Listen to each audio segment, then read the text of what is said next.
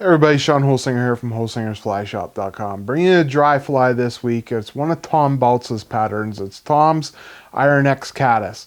And for some reason, I was looking the other day. I had an order to tie these. I knew how to tie them, but I just wanted to see if there was a video out there. Any little tips or techniques that I could pick up. And there wasn't hardly any videos at all on Tom's version of the Iron X Caddis. So I decided to do one for you here. So let's get into tying it.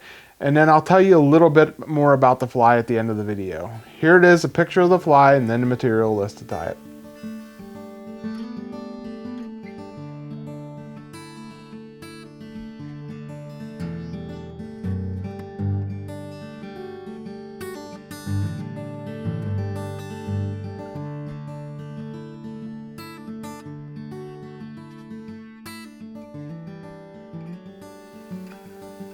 Okay, here you see Baltz's Iron X Caddis.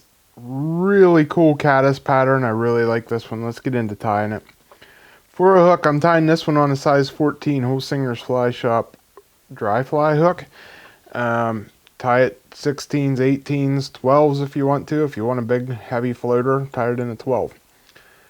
For thread, I'm using some Semperfli Nano Silk. This is brown. Any dark color would work fine.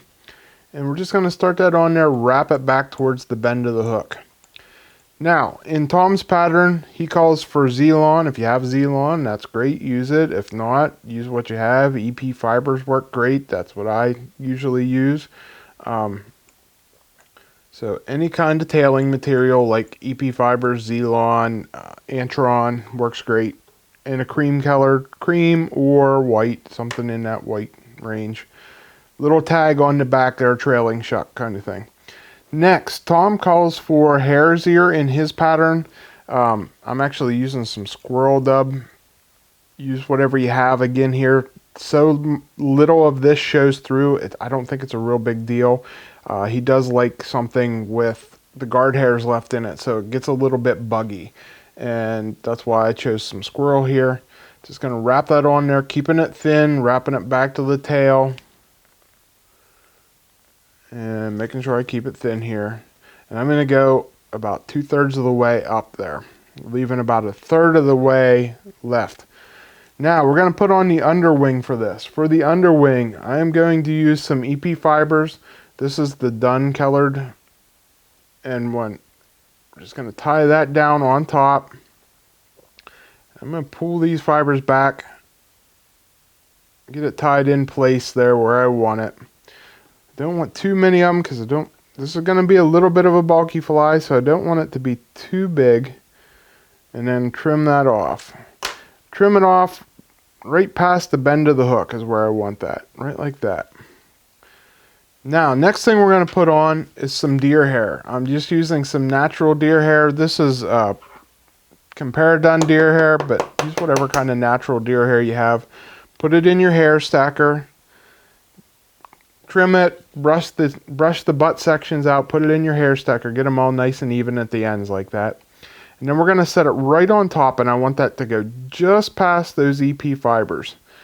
And what we're going to do is we're going to make 1 or 2 loose wraps around there, and then I'm going to make some tighter wraps and wrap up over the wing there just a little bit. So you can see I have just a section in there between the butt sections and what has become the wing that I can tie some other material into. And then I'm going to make sure I get a couple wrapped into those butt sections just to secure it all nice. And then we're going to pull those butt sections forward. We're going to trim this up nice. Make our head on this fly like that.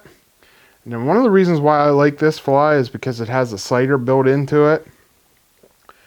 And for the sighter, this is actually the ultra dry yarn fluorescent pink from Fooling Mills. I love this stuff for sighter. I'm going to tie it down and then double it back over to get a nice bright sighter on there. Use the pink or the fluorescent chartreuse, whichever one you like there, whichever one you can see better. Tie them in both actually, because you might see one better than another in different light conditions. Now, the last thing he does on Tom's pattern is he takes some hare's ear, blends it with some ice dub. I blended some squirrel dub with some ice dub here. Got a 50-50 blend. And I'm just going to take a small clump of it. You can see that's about how big of a clump I take. And I'm going to split my thread and put that in the middle. So I'm just going to flatten out my thread.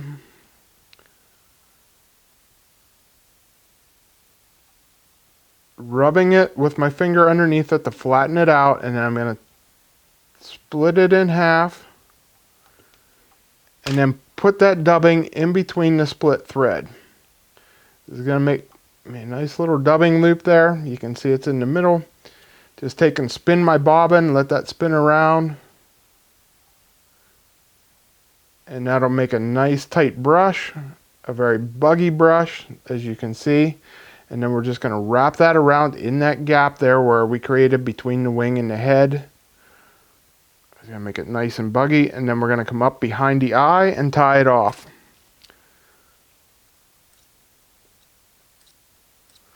Very cool, very buggy floating caddis pattern that will hold floating really well and drop something underneath it. It's going to work great for you. Last thing to do, I come in and trim this off. I trim it at a little bit of an angle, and there you got your nice cider on top, as you see. Just look it over, make sure you're even on both sides with your wings, and you're all done. Nice and buggy fly. Okay guys, Tom's a great tyer, an incredible tyer, and he's one of the local guys here in my area. He's about 2 hours from me, but I see him at all the shows. He's a great guy, good friend. This is just my version of his pattern. Like I said during the video there, I don't have all the materials that he calls for, or I just didn't have them handy. And there's other stuff that you can substitute. Like I always stress in my videos, use what you have. You don't have to have the exact thing that somebody else calls for. It's going to work just fine. This is one of those cases. Mine looks just the same, except I use Antron instead of Zelon. You know, there's no difference. It does the same thing. This fly here, I really like it because it's going to hold floating well. It's going to stay on top long, and you got that nice cider there. So it's a good pattern. It'll skitter across the top if you want to. Like I said, Tom's a great tyer, and if Tom tied it, it's got to be good and it's going to work for you. So I hope you enjoyed this video. If you do, give me a thumbs up, like, and subscribe if you haven't already, guys. I would really appreciate it. Leave a comment, leave a comment if you know Tom, if you like any of his other flies you'd like to see me tie. I'll be more than happy to try one of those for you. So just drop a comment. That's helped boost this post up a little bit. Thanks for watching, guys. Until next week when I bring you another video, I'm Sean Holsinger.